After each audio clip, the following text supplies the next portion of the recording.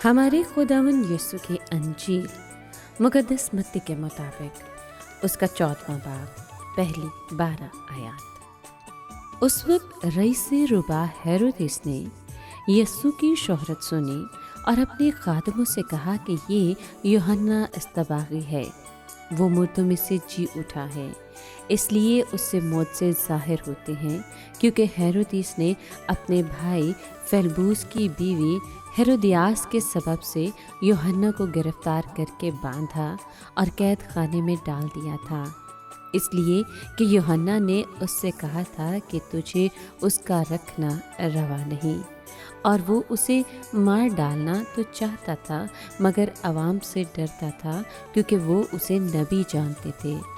لیکن جب ہیرودیس کی سالگرہ ہوئی تو ہیرودیاس کی بیٹی ان کے سامنے ناچی اور ہیرودیس کو خوش کیا، چنانچہ اس نے قسم کھا کر وعدہ کیا کہ جو کچھ تو مانگے گی میں تجھے دوں گا۔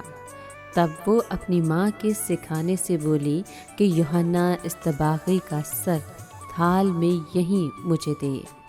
تب بادشاہ دلگیر ہوا، مگر قسموں اور ہم نوالوں کے سبب سے اس نے حکم دیا کہ دے دیا جائے، اور آدمی بھیج کر قید خانے میں یوحنا کا سر کٹوا بھیجا، اور اس کا سر تھال میں لایا گیا اور لڑکی کو دیا گیا، اور وہ اپنی ماں کے پاس لے گئی۔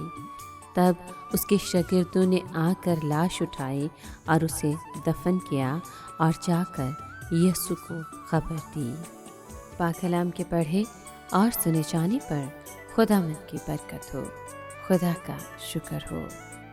عزیز دوستو، یوحنا اصطباغی یسوع مسیح کا پیش رو ہے، جو خدائے بابرکت کی طرف سے مسیح یسوع کی راہ تیار کرنے کے لیے مبعوث ہوا۔ یہ وہی یوحنا ہے جس کے بارے میں خداوند کے فرشتے نے زکریا کو بتایا تھا کہ اس کے ہاں بیٹا پیدا ہوگا اور اس کا نام یوحنا رکھا جائے گا۔ آج کے کلام میں ہم نے سنا کہ یوحنا کی موت کا سبب ہیرودیاس ہے، کیونکہ یوحنا نے ہیرودیس سے کہا تھا کہ تجھے اپنے بھائی کی بیوی رکھنا روا نہیں۔ ہیرودیاس دراصل ہیرودیس کی غیر منکوحہ بیوی تھی۔ اس بات کی یوحنا نے پرزور مذمت کی، اور ہیرودیس کو یوحنا کی اس بات کی وجہ سے مذمت اٹھانا پڑی، اور اس نے اسے قید میں بند کروا دیا۔ گرچہ اس نے اسے قید میں رکھوایا پر وہ اسے قتل کروانا نہیں چاہتا تھا، کیونکہ وہ عوام سے ڈرتا تھا، کیونکہ لوگ اسے نبی مانتے تھے۔ لیکن جب ہیرودیس کی سالگرہ کے موقع پر ہیرودیاس کی بیٹی نے ناچ پیش کیا تو ایسے میں اس نے اس کے بدلے یوحنا کا سر مانگا، اور یہ بھی اپنی ماں کے سکھانے پر، اور یوں اس طرح ہیرودیاس نے موقع پا کر یوحنا کو قتل کروا دیا۔